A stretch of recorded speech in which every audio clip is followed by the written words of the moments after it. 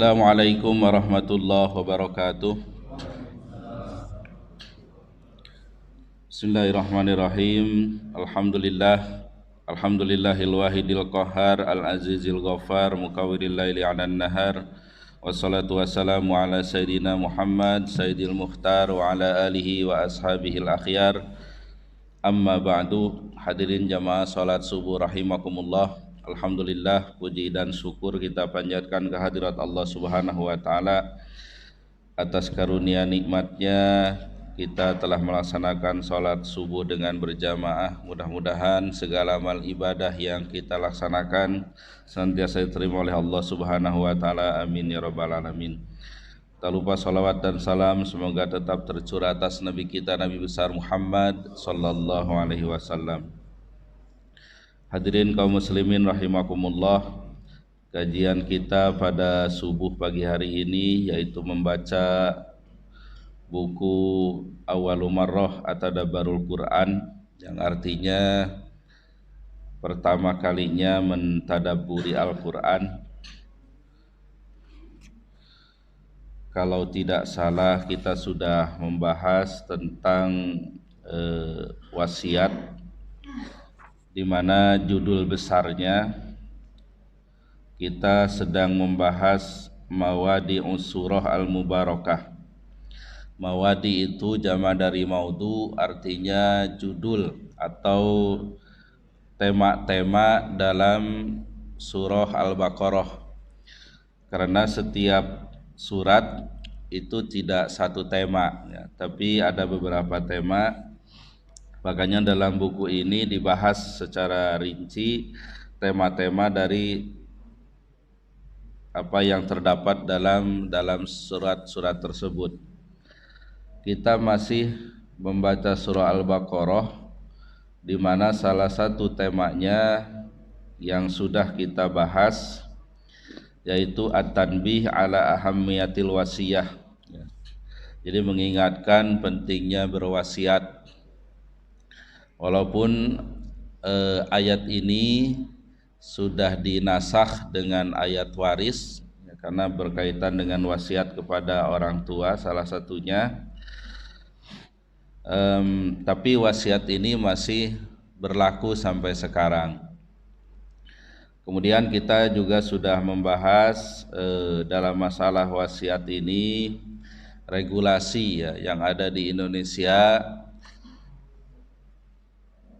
terutama kaitannya dengan pemberian orang tua kepada anaknya atau pemberian pewaris kepada ahli warisnya. Ini sudah ada aturannya supaya di kemudian hari tidak terjadi sengketa. Yang sudah saya sampaikan untuk diingat kembali bagi kita semuanya, masalah hibah ya, hibah itu pemberian ya, pemberian seseorang kepada orang lain secara sukarela dan diberikan ketika si pemberi itu masih hidup ya,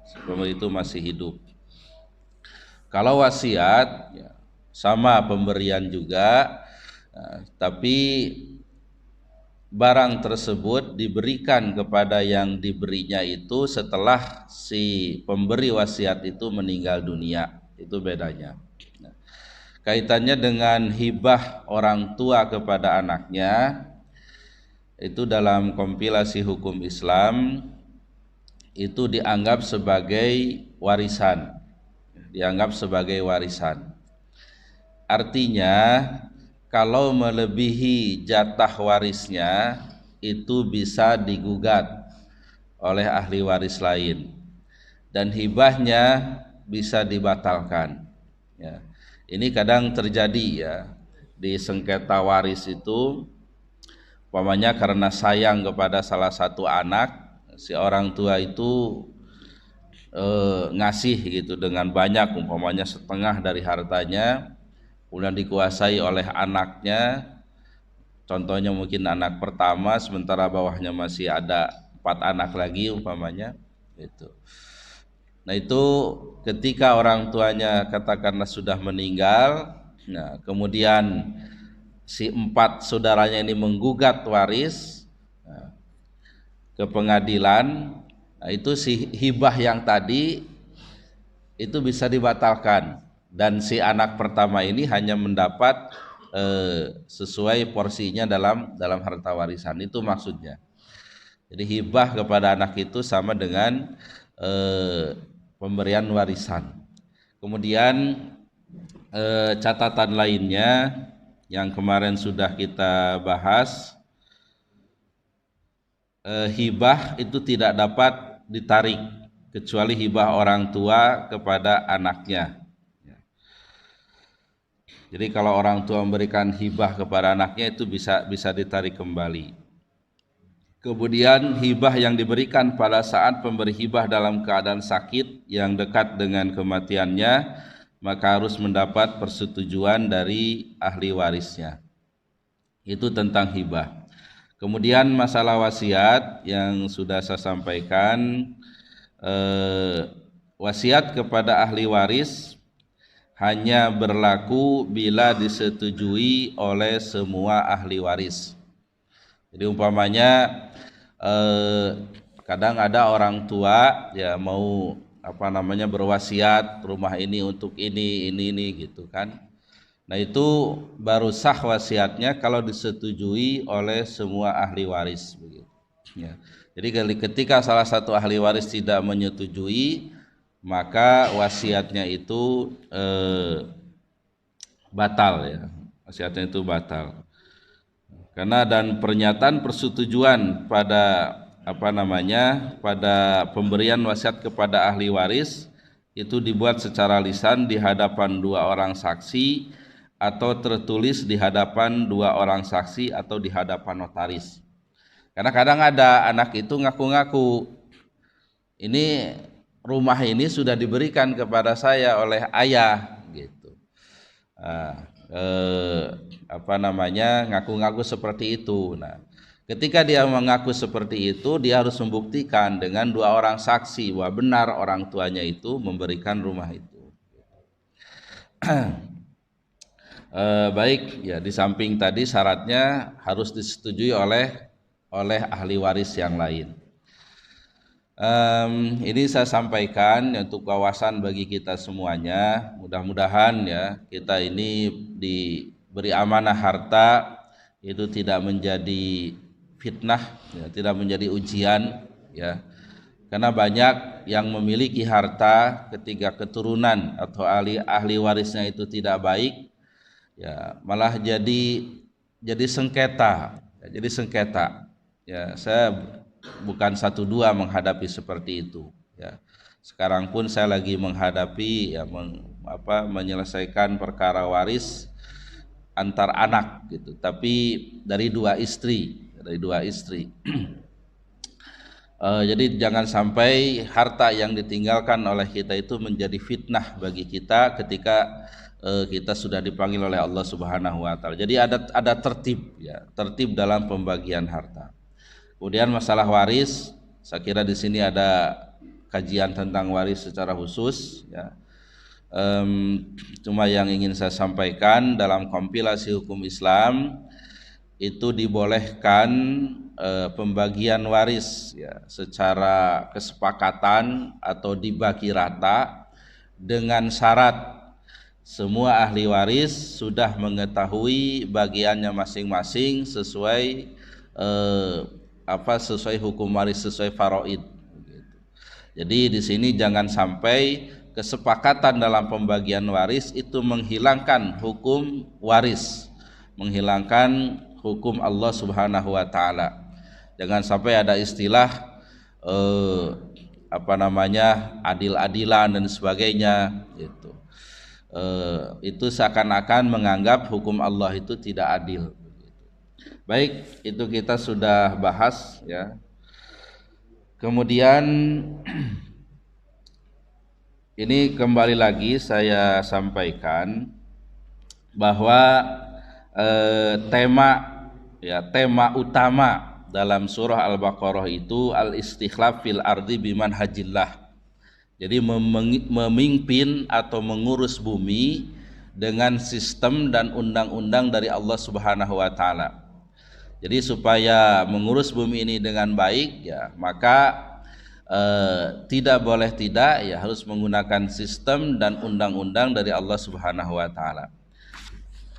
Yang sudah kita bahas ya di sini dalam perundang-undangan itu ada masalah makan ya, yang baik-baik, makan yang halal, kemudian masalah pidana ya, ini pidana ini diatur. Kemarin juga kita sudah bahas panjang lebar ya tentang perkembangan undang-undang hukum pidana di negara kita ya. Kemudian tentang wasiat ya, kemudian nanti beralih ke tasri ta'abbudi ya, bagian dalnya yaitu aturan ya ibadah asyam tentang puasa. Jadi kita sudah menjelang bulan Ramadan, mudah-mudahan umur kita disampaikan oleh Allah Subhanahu wa taala ke bulan Ramadan ini. Nah ini aturan puasa mengenai masalah puasa, insya Allah ya di biasanya kita banyak dikaji di bulan Ramadan. Cuma saya ingin memberi catatan ya, salah satunya tentang tujuan daripada puasa itu la'allakum tattaqun, agar bertakwa. Jadi standar diterimanya ibadah puasa kita ini sampai tidak kita kepada derajat takwa ini. Ya. Saya juga lupa di sini sudah dibahas atau belum, tapi kalaupun dibahas nggak apa-apa, anggap saja siaran ulang ya. Karena kita ini sering banyak lupanya, ya, banyak lupanya. Hubungan puasa dan takwa, saya sering menyampaikan definisi daripada puasa itu yang disampaikan oleh Rashid Ridho dalam bukunya kitab tafsirnya Al-Manar, bahwa puasa itu al-imsaku anil akli wa syurbi wa gisyanin nisa'i minal fajri ilal maghrib ihtisaban lillah wa idadan lin nafsi tahiyatan laha li taqwallah bil muraqabah wa tarbiyatil iradah. Puasa itu menahan makan, minum, hubungan suami istri mulai fajar sampai maghrib semata-mata mencari ridho Allah dan mempersiapkan diri untuk bertakwa kepada Allah bil muraqabah, dengan muraqabah wa tarbiyatil iradah, dan tarbiyatul iradah. Yang dilatihkan ketika puasa yang pertama muraqabah. Ringkasnya, muraqabah itu adalah sikap mental merasa diri ada yang mengawasi. Ketika puasa kita dilatih, walaupun kita sendiri di rumah dikunci, tapi tidak berani membatalkan puasa, karena kita yakin Allah itu maha melihat. Dan sikap itulah yang harus tertanam dalam jiwa kita dimanapun dan kapanpun kita berada. Itulah yang dinamakan dengan ihsan. Ihsan itu sering kita dengar definisinya anta'budallah ka'annaka tarah fa illam takun tarahu fa innahu yarak. Beribadah kepada Allah seakan-akan melihat Allah, dan kalau tidak bisa maka yakinlah bahwa Allah itu melihat kita. Itulah ihsan dan dilatihkan ketika puasa. Yang kedua tarbiyatul iradah. Tarbiyatul iradah itu melatih keinginan. Tidak semua yang kita inginkan itu baik menurut Allah. Kita dilatih bukan saja meninggalkan yang diharamkan, tapi juga meninggalkan sesuatu yang mubah. Ketika Ramadan, ketika puasa dilatih itu. Jadi yang mubah pun kita tinggalkan. Makan, minum itu boleh, ya. Makan itu boleh, tapi kita tinggalkan. Nah, dari tarbiyatul iradah ini ujungnya apa? Yaitu juhud. Juhud itu meninggalkan segala sesuatu yang tidak ada manfaatnya. Yang haram jelas ya. Yang mubah pun ketika tidak ada manfaatnya, kurang manfaatnya dia tinggalkan. Itulah juhud. Ya, kalau hadisnya min husni islamil mar'i tarkuhu ma la ya'ni. Dari kebaikan keislaman seseorang itu meninggalkan apa-apa yang tidak ada manfaat baginya, tidak ada faidahnya begitu. Mungkin contohnya kemarin itu seperti bola begitu ya, nonton bola, udah lewat Piala Dunianya ya, ya itu boleh begitu, nggak ada orang melarang menonton bola begitu ya, boleh begitu. Tapi kan manfaatnya apa begitu? Manfaatnya apa? Hanya kesenangan gitu. Apalagi seperti main catur atau domino dan sebagainya. Nah, hal-hal yang mubah ya, sekalipun mubah tapi tidak ada manfaatnya atau kurang manfaatnya itu ditinggalkannya. Itulah orang yang zuhud begitu. Baik, jadi ending daripada ibadah puasa itu ya. Yang pertama, tertanam dalam dirinya itu muraqabah, sikap mental selalu merasa ada yang mengawasi ya, yaitu Allah Subhanahu wa taala. Dan yang kedua, juhud ya. Juhud itu meninggalkan sesuatu yang tidak ada manfaatnya. Baik, itu catatan dari puasa.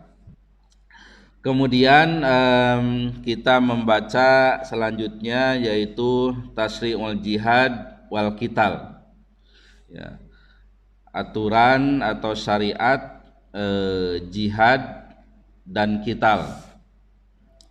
Nah, ini definisinya atau kalimatnya itu dibedakan, ada jihad ya, ada qital. Nah, ini artinya secara makna pun ya itu berbeda ya, berbeda. Sebenarnya banyak ya definisi-definisi daripada jihad disampaikan oleh para ulama. Namun secara umum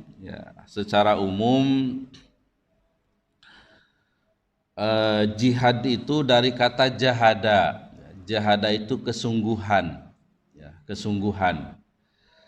Nah, dalam hal ini kesungguhan dalam melaksanakan syariat Allah ya, dan melindungi umat Islam. Ini secara umum seperti itu ya. Sehingga para ulama banyak yang menyampaikan ya, jihad itu bukan berperang saja ya, tapi mencari ilmu, bahkan sholat, zakat dan sebagainya itu juga kategorinya jihad. Kategorinya jihad. Nah, secara umum ya, kewajiban jihad ini merupakan syarat mutlak ya, seseorang masuk surganya Allah Subhanahu wa taala. Kita bisa baca dalam surah Ali Imran ayat 142, A'udzubillahi minasyaitonirrajim. Am hasibtum an tadkhulul jannata wa lamma ya'lamillahu alladhina jahadu minkum wa ya'lamas sabirin. Apakah kamu mengira bahwa kamu akan masuk surga padahal belum nyata bagi Allah orang-orang yang berjihad di antara kamu dan belum nyata orang-orang yang sabar. Itu.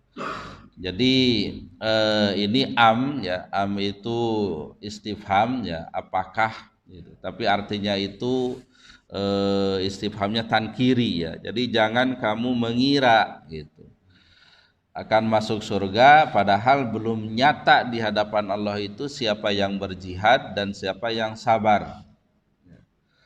Jadi syaratnya masuk surga itu ya jihad dulu, kemudian dan sabar dulu, dan sabar gitu. Nah, pengertian jihad itu yaitu perjuangan ya, perjuangan menegakkan agama Allah Subhanahu wa taala ya. Lebih jelasnya lagi ya, jihad ini dijelaskan dalam surat lain ya, bahwasannya innallaha ashtara minal mu'minina anfusahum wa amwalahum bi anna lahumul jannah ya. Sesungguhnya Allah telah membeli ya harta dari orang-orang yang beriman itu, ya, harta mereka dan jiwa mereka diganti dengan surga. Ini ada semacam transaksi dengan Allah untuk membeli surga itu, ya, dengan harta dan jiwa.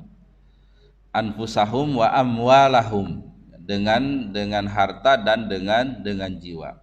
Nah, ini kaitannya dengan jihad. Dengan jihad secara umum, bagaimana upaya yang sungguh-sungguh dalam menegakkan syariat Allah Subhanahu wa taala. Itu.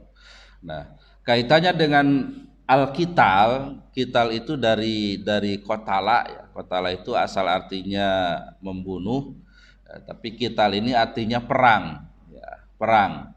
Nah, perang ini merupakan salah satu bentuk daripada jihad.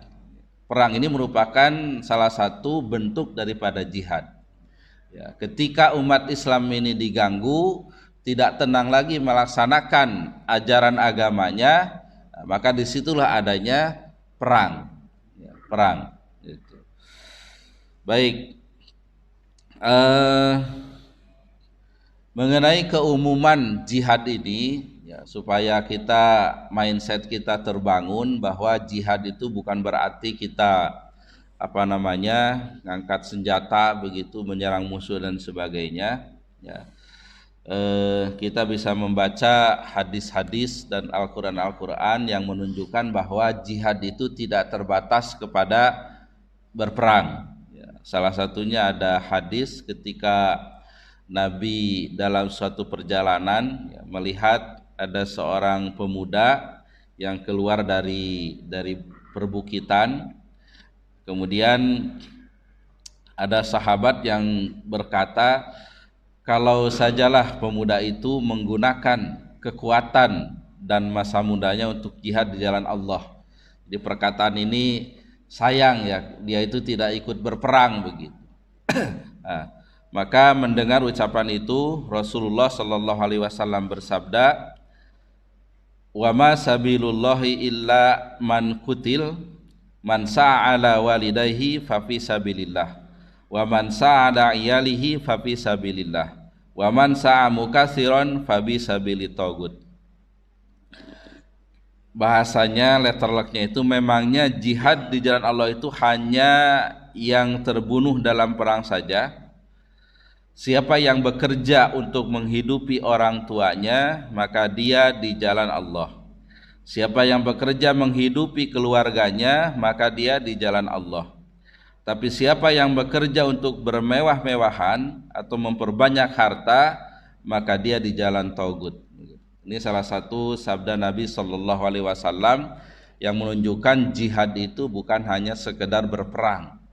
Kita bekerja pun untuk orang tua, untuk keluarga, itu kategorinya sebagai jihad, ya, sebagai jihad. Kemudian ada hadis lain juga, ketika datang seorang perempuan kepada Nabi Shallallahu Alaihi Wasallam dan menyatakan, ya Rasulullah, saya ini perwakilan dari perempuan kaum muslimin. Kemudian perempuan itu menyatakan, Allah mewajibkan jihad kepada laki-laki. Jika mereka terluka, mereka mendapatkan balasan, yakni memperoleh ganjaran dan pahala. Jika mereka syahid di dalam jihad, mereka akan hidup di sisi Allah dalam limpahan rezeki. Sedangkan kami para wanita mengurusi mereka. Lalu apa balasan kami? Maka Nabi Shallallahu Alaihi Wasallam bersabda, abdigi mandakiti minan nisa anna ta'atal mar'ati az-zawja wa i'tirafan bihaqqihi ya'dilu dzalika wa qalilun min kunna yaf'aluh. Artinya, sampaikanlah kepada setiap wanita yang kau temui bahwa ketaatan seorang istri kepada suami dan memenuhi haknya sama seperti jihad, tapi sedikit sekali dari kalian yang melaksanakannya. Nah, jadi ketaatan seorang istri kepada suaminya, berbaktinya seorang istri kepada suaminya, itu juga kategori sebagai jihad, sebagai jihad di jalan Allah Subhanahu wa taala. Itulah jihadnya perempuan ya. Karena ya taatnya seorang istri ya kepada suami itu perlu perjuangan.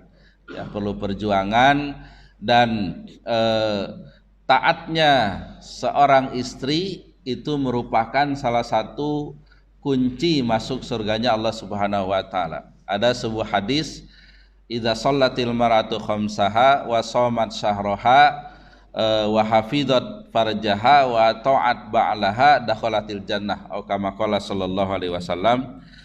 Siapa seorang istri itu sholat 5 waktu, puasa di bulan Ramadan, menjaga kehormatannya dan taat kepada suaminya, maka dia akan masuk surga. Baik, ini kategori jihad ya. Perjuangan seorang istri mengurus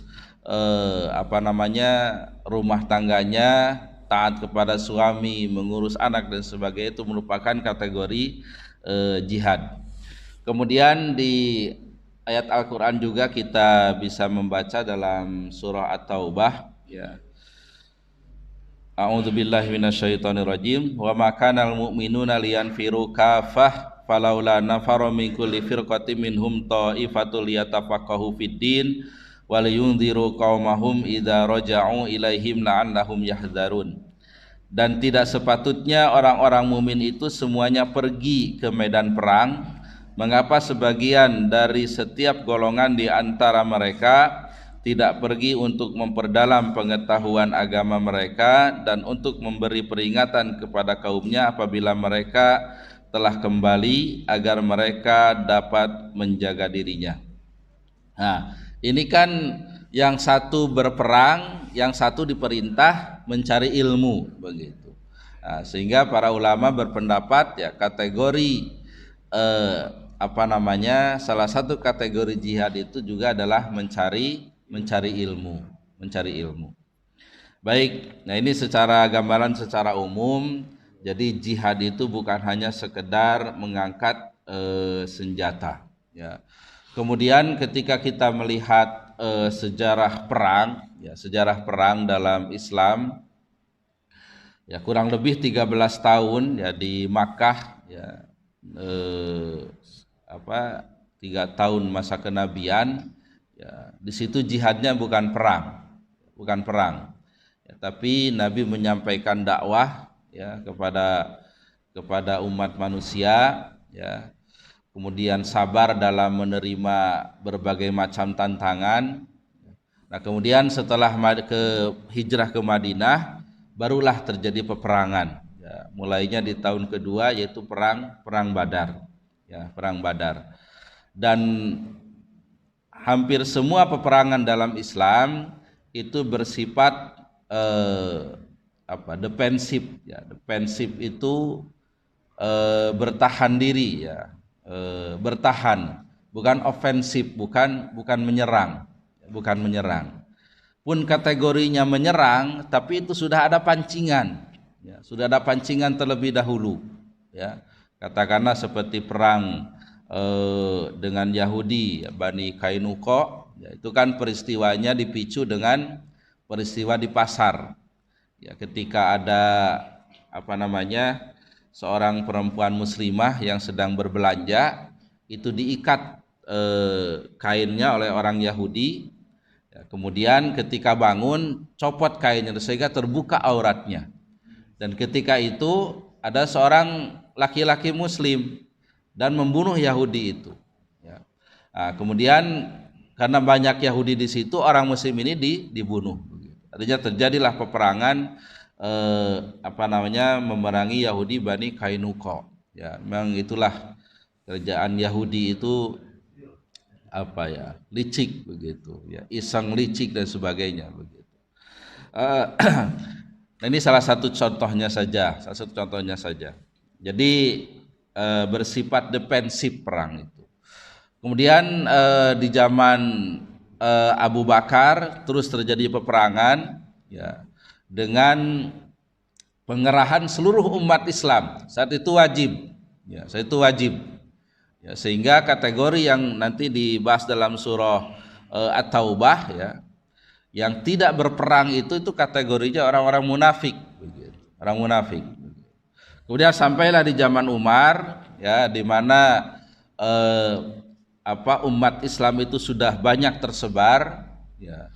Nah, regulasi perang itu ada aturannya. Jadi tentara itu udah ditentukan, bahwa yang menjadi tentara itu si A, si B-nya itu udah ditentukan dengan pakaian tertentu, ya, pakaiannya itu khusus. Kemudian ada upahnya, gajinya, gitu. Sehingga nanti ada muncul permasalahan fikih di zaman Umar itu, salah satunya ghanimah atau hasil peperangan itu tidak dibagikan kepada tentara, tapi disimpan di Baitul Mal. Ya. Ketika diprotes, kenapa Umar tidak melaksanakan hukum Allah bahwa harta ghanimah itu dibagikan kepada tentara? Gitu. Alasan Umar, ya, ketika di zaman Nabi dan di zaman Abu Bakar, perbekalan tentara itu disiapkan oleh dirinya masing-masing. Gitu. Ya, ketika orang mau berperang, ya dia siapkan kudanya, perbekalannya dan sebagainya. Bahkan dalam cerita peperangan itu ada yang tidak punya bekal untuk berangkat, dan Nabi pun tidak bisa memberi bekal, sehingga mereka tidak ikut berperang. Dan ketika mereka tidak ikut berperang, mereka itu bersedih, ya, bahkan mengalirkan air matanya. Nah, itu tidak kategori munafik, ya, karena memang mereka tidak mampu, ya, untuk membekali dirinya berperang. Nah, sehingga hasil peperangan atau ghanimah itu dibagikan kepada tentara itu. Nah, ketika di zaman Umar, istilahnya logistiknya itu sudah disediakan oleh Baitul Mal, sehingga Umar mencabut tidak melaksanakan pembagian ghanimah itu. Gitu. Nah, ini masalah fikih Umar panjang juga, ya, karena banyak di masa Umar itu yang hal-hal yang nyeleneh begitu. Nyeleneh itu artinya tidak ada di zaman nabinya, tapi Umar laksanakan. Ya, seperti Umar tidak memotong tangan, ya, yang mencuri, gitu kan. Kemarin prinsipnya sudah kita bahas, ya. Jadi prinsip pidana dalam hukum dalam Islam, ada hukum di undang-undang, ada hukum di pengadilan atau al-hukmu fil mahkamah, ada al-hukmu fin nas, ada al-hukmu fil mahkamah, ada al-hukmu fit tatbik, begitu, ya. Dasarnya hukum dalam nas, dalam perundang-undangan itu harus menakutkan, ya. Curi potong tangan, begitu, membunuh dikisos sebagainya. Nah, adapun fil mahkamah di pengadilan itu asasnya kemarin adalah keadilan, ya, keadilan, sehingga walaupun dia sudah terdakwa tetap dia punya hak pembelaan, hak jawab dan sebagainya. Ya, kita juga bisa menyaksikan persidangannya, ya, walaupun ya udah bersalah tapi tetap ada pledoi dan sebagainya. Nah, kemudian ada hukum fit tatbik, hukum dalam dalam prakteknya, dalam pelaksanaannya atau dalam putusannya, itu dasarnya adalah maslahat, kemaslahatan, ya. Ketika dijatuhi hukuman itu ada tidak maslahatnya, begitu. Itulah yang dilihat harusnya oleh hakim, gitu. Katakanlah ketika, ya, di zaman Umar, kenapa tidak pencuri tidak dipotong tangan? Ya, ketika di sidang, ya, mengaku dia kelaparan musim kemarau, tetangganya tidak ngasih, begitu. Ya, terpaksa mencuri daripada mati, begitu. Nah, makanya akhirnya Umar pun tidak memberlakukan hukum potong tangan, ya, malah menghukum tetangganya yang tidak memberi makanan itu, begitu. Nah, ini salah satunya. Banyak, ya, hal-hal yang nyeleneh di masa Umar. Salah satunya juga, ya, ini untuk wawasan kita saja, talak 3 yang dijatuhkan 1 kali, ya, di zaman Umar itu dihitung 3, gitu. Jadi kan talak itu 1 bisa dirujuk, 2 masih bisa dirujuk, tapi 3 itu kategori bain sugro, itu tidak bisa dirujuk kembali mantan istrinya itu, kecuali setelah si istrinya itu menikah dengan laki-laki lain dan bergaul sebagaimana layaknya suami istri. Bahkan hadisnya itu hatta ya musa usailataha gitu bahasanya itu, sehingga si suami kedua ini merasakan madunya gitu, bahasa hadisnya seperti itu. Jadi hubungan suami istri yang kamil begitu, kemudian dicerai ya baru bisa kembali lagi ya. Tidak boleh nikah muhallil untuk menghalalkan. Umpamanya udah ditalak 3 kali, udah nyuruh seorang laki-laki, kamu nikahi itu mantan istriku, tapi jangan kau apa-apain. Nah, setelah kau nikahi cerai begitu. Itu nikah muhallil, itu tidak boleh. Nah, ini tegasnya Islam dalam masalah talak. Jadi bukan main-main begitu, bukan main-main.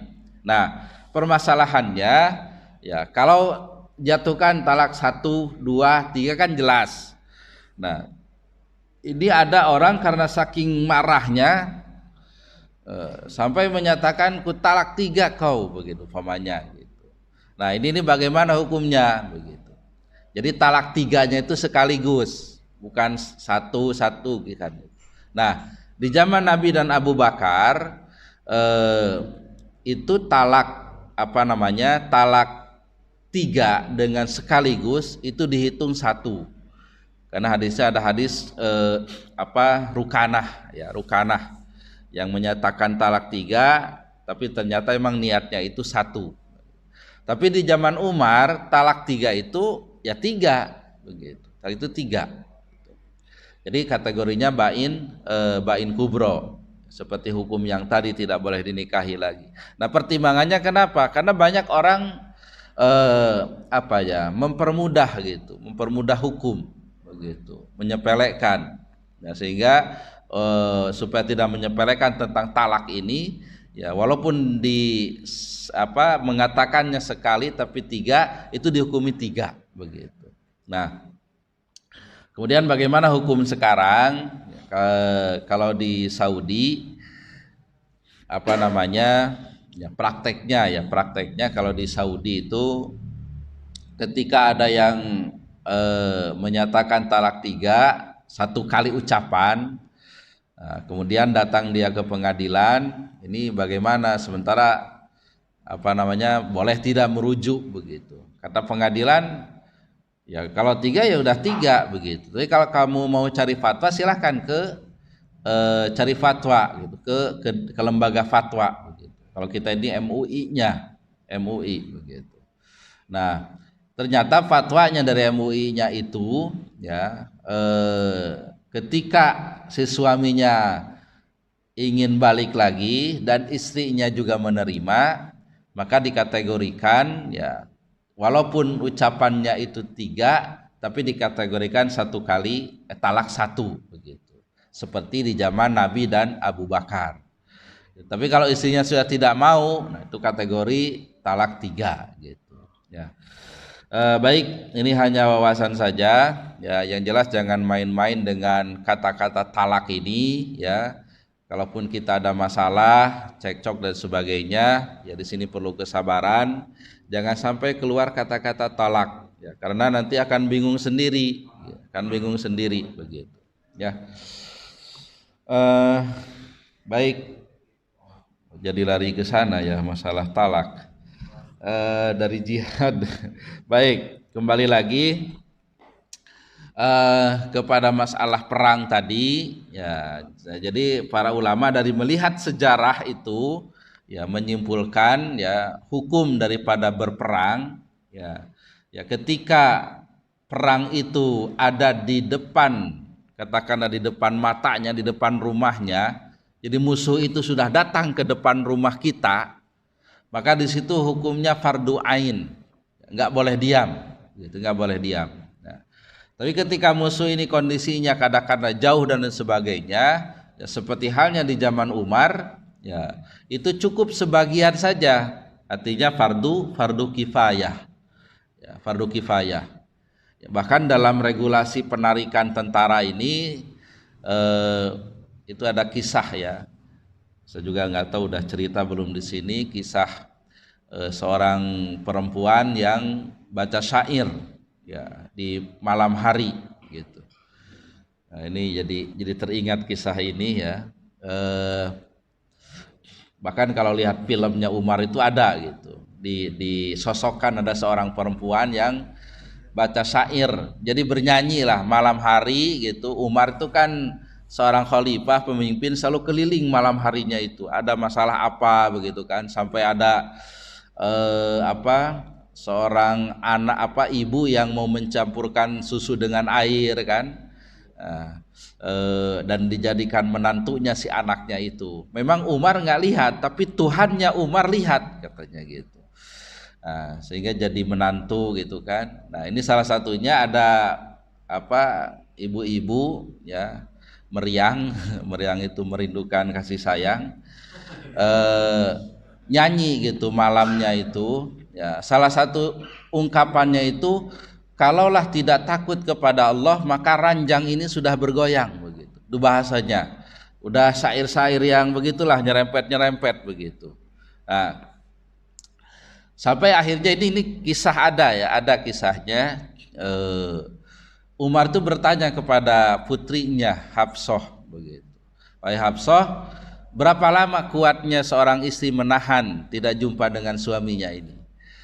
Ada riwayat itu yang menyebutkan 4 bulan, 5 bulan, 6 bulan. Tapi ada yang menyebutkan 4 bulan katanya. Itu yang paling populer itu masyhur 4 bulan katanya. Tapi sebelum menjawab itu, Hafsah itu kembali bertanya, engkau bertanya itu, wahai Amirul Mukminin, wahai ayahku begitu. Kok yang gitu aja ditanyain begitu. Umar menjawab, kalaulah tidak ada kemaslahatan ya, untuk umat, aku tidak akan bertanya itu katanya. Itu. Akhirnya ketika dijawab 4 bulan, maka Umar melakukan regulasi ya jadi penarikan tentara itu 4 bulan sekali, 4 bulan ditarik, gitu, 4 bulan ditarik, gitu. Ya seharusnya tentara kita juga sama ya, jangan bertahun-tahun begitu. Bertahun-tahun, memang banyak masalahnya ketika pisah terlalu lama itu ya. Nah ini tentang peperangan ya, sehingga kategorinya fardu kifayah. Nah tapi di sisi lain keparduan ini kita harus punya semacam semangat begitu, niat gitu, niat. Karena ada hadis man lam yakzu ya walam yanwiya ayyakzua matami tatan jahiliyatan atau kama qala sallallahu alaihi wasallam ya. Siapa yang belum pernah berperang dan belum pernah berniat untuk berperang, maka dia akan mati dalam keadaan mati jahiliyah gitu.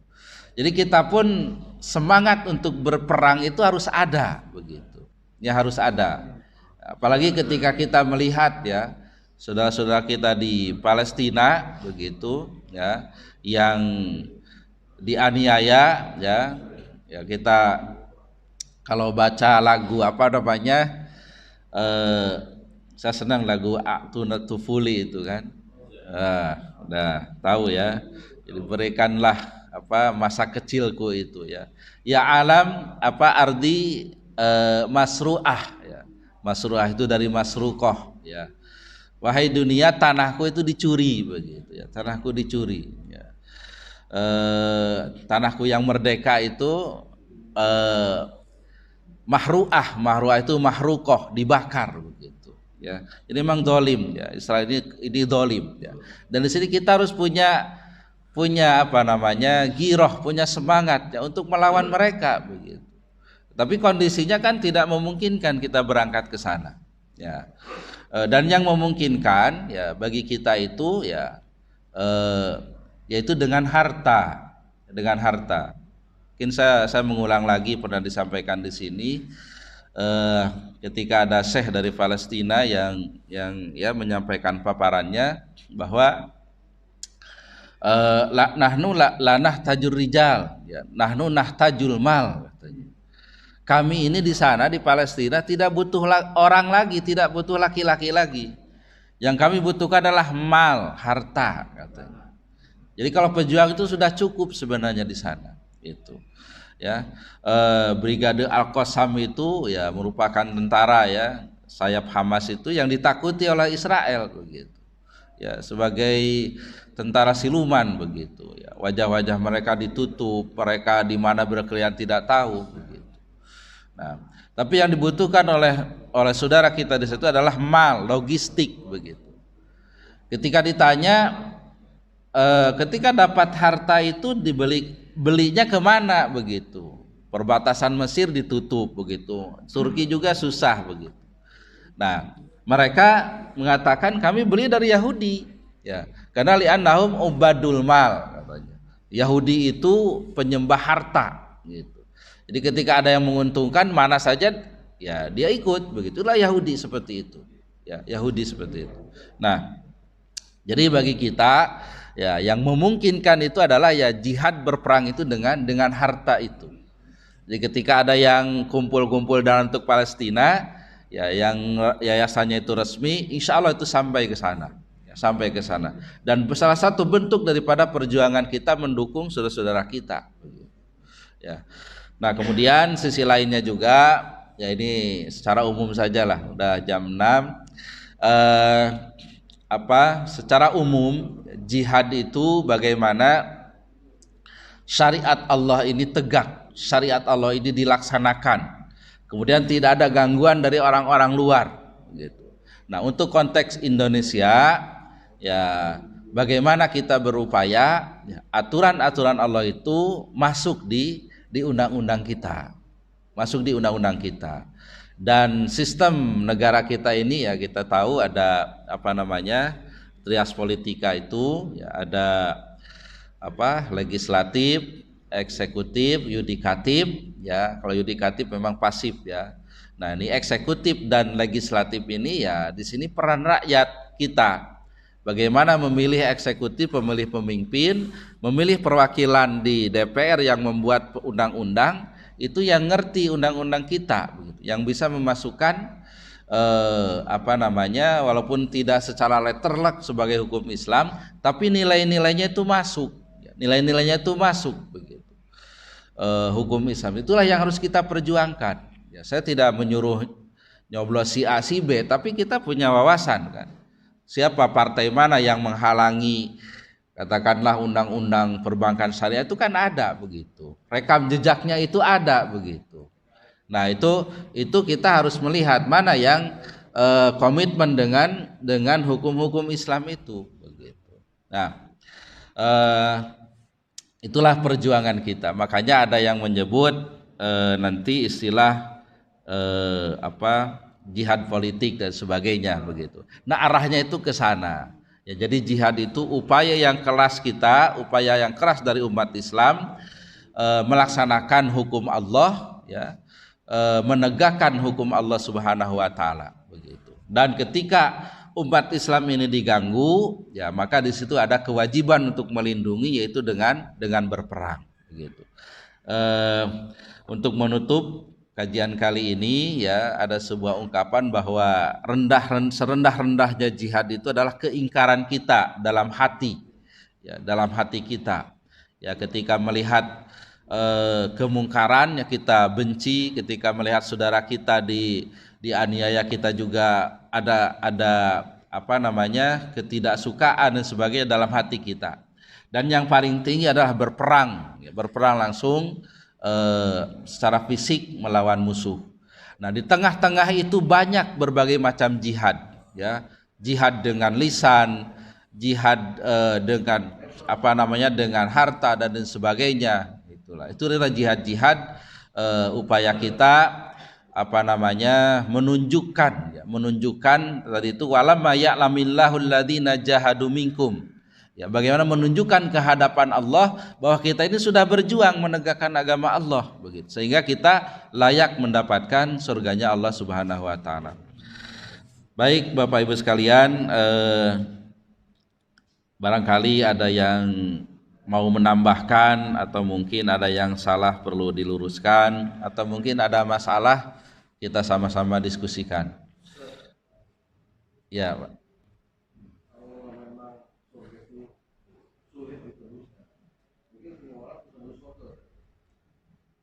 Gimana?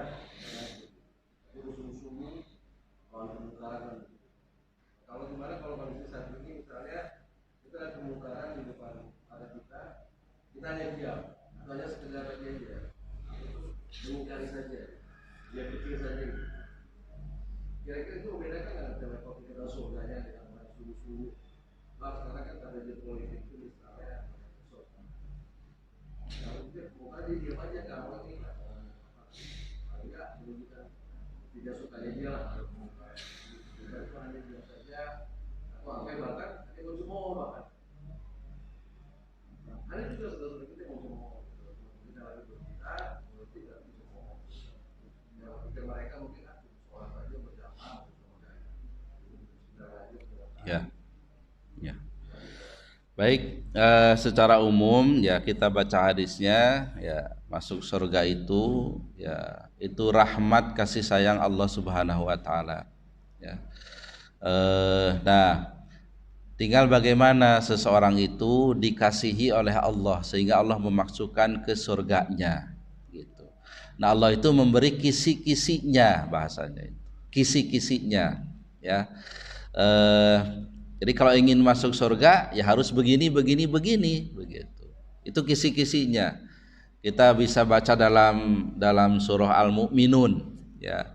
Ketika seseorang ingin masuk surga Firdaus, ya laksanakan itu. Qad aflahal mu'minun alladzina hum fi sholatihim khashi'un, terus begitu.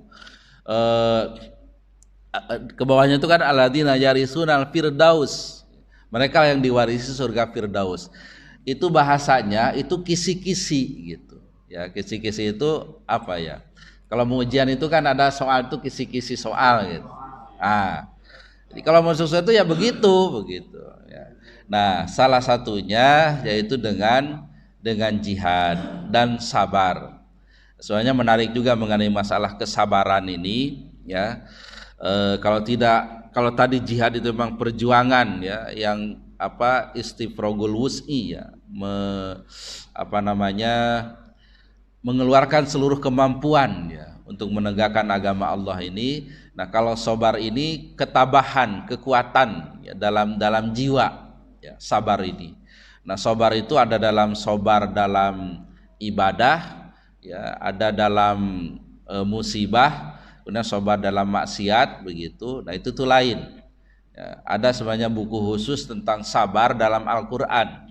Ya, ketika berbicara sabar dalam musibah itu alladzina idza asabahtum musibah qalu inna lillahi wa inna ilaihi rajiun. Itu konteks sabar dalam musibah, mengembalikan kepada Allah semuanya gitu ya. Lagi dalam konteks perang lain ya, fama wahanu lima asabahum fi sabilillahi wa madaufu wa mastakanu ya, wallahu yuhibbus sabirin. Jadi mereka tidak tidak lemah ya. Jadi lemah itu ada lemah istiqanah itu lemah hati gitu. Hatinya itu tidak lemah. Kalau dhaif itu lemah fisik, tidak lemah fisiknya ketika berperang itu. Wa mastakaru, dan mereka tidak diam gitu. Jadi kalau berperang konteks pertempuran itu bahasanya hati berani, fisik kuat, tidak diam, ngamuk begitu. Itu konteks sabar dalam perang begitu. Kalau konteks sabar dalam beribadah, istiqomah dalam beribadah begitu. Dan dalam masalah musibah, semua orang itu punya ujiannya masing-masing. Ya. Ada yang diberi ujian mungkin tidak dikasih keturunan, ada dengan sakit, itu semua ada ujiannya masing-masing ya. Nah itu disitulah tuntutannya kita bersabar. Adapun tadi mengenai masalah masuk surga, intinya adalah rahmat dari Allah, kasih sayang Allah Subhanahu wa taala. Karena sebanyak apapun amal kita tidak bisa menukar dengan surga itu, ya. Cuma bagaimana kita dalam tanda petik merayu Allah supaya Allah itu sayang kepada kita dan memasukkan ke dalam surganya. Nah, bagaimana cara merayu Allah itu? Yaitu kisi-kisinya tadi, gitu. Jihad, sabar, kemudian kalau dalam surah Al-Mu'minun itu salatnya khusyuk, kemudian anil laghi mu'ridun, ya, tidak mengerjakan yang tidak ada manfaatnya, lizakati fa'ilun, mengeluarkan zakat dan seterusnya. Itulah kisi-kisinya kita merayu Allah Subhanahu wa taala supaya Allah itu sayang kepada kita dan memasukkan ke dalam surganya. Adapun masalah tingkatan, ya jelas ada tingkatan-tingkatannya. Makanya surga itu kan banyak gitu ya. Nah ibaratnya kalau di kita ini ya ada hotel bintang berapa? Bintang 5, bintang 4, ada hotel melati dan sebagainya, itu kan lain fasilitasnya. Ya, lain fasilitasnya. Ini gambaran di dunia saja seperti itu, ya kan? Tapi yang jelas surga itu semuanya penuh dengan kenikmatan, begitu.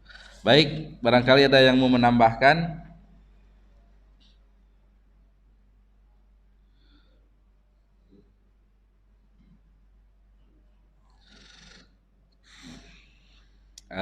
Baik, kalau tidak ada ya waktu syuruk jam 6 lewat 8 ya, lewat 8. Kita akhiri saja kajian kita dengan berdoa kepada Allah Subhanahu wa taala. Mudah-mudahan saudara kita yang sakit diberi kesembuhan oleh Allah Subhanahu wa taala, yang ada dalam masalah diberi jalan keluar oleh Allah Subhanahu wa taala. Anak-anak kita mudah-mudahan menjadi anak-anak yang soleh, yang solihah, anak-anak yang berilmu, yang mengabdi kepada Allah, berbakti kepada kedua orang tua, dan mudah-mudahan segala maksud baik kita dijabah oleh Allah Subhanahu wa taala di hadiniyah wa likulli niyatin shalihah barakati al-Fatihah. A'udzubillahi minasyaitonir rajim. Bismillahirrahmanirrahim. Alhamdulillahirabbil alamin. Arrahmanirrahim. Maliki yaumiddin. Iyyaka na'budu wa iyyaka nasta'in. Bismillahirrahmanirrahim. Alhamdulillahirabbil alamin hamdan yuwafi ni'amahu wa yukafi'u mazidah. Ya Rabbana lakal hamdu kama yanbaghi li jalali wajhika wa 'azimi sultanik. Allahumma shalli ala Muhammad wa ala ali Muhammad. Allahumma ighfir lana dzunubana wa liwalidina warhamhuma kama rabbayana shighara. Allahumma ja'al jamana hadza jaman marhuma wa tafarruqana min ba'dihi tafarruqan ma'suma. Rabbana la tad'alana dhanban illa ghafartah wa la hamman illa farajtah wa la dainan illa qadaitah wa la maridan illa syafaitah wa la aiban illa satartah wa la hajatan min hawaiji dunya wal akhirati illa qadaitah ya arhamar rahimin. Rabbana atina fid dunya hasanah wa fil akhirati hasanah wa qina adzabannar. Wassallallahu ala sayyidina Muhammadin wa ala alihi wa sahbihi wasallam. Subhana rabbika rabbil izzati amma yasifun wa salamun alal mursalin walhamdulillahi rabbil alamin. Subhanakallahumma bihamdika asyhadu an la ilaha illa anta astaghfiruka wa atubu ilaik. Alhamdulillahi rabbil alamin. Assalamualaikum warahmatullahi wabarakatuh.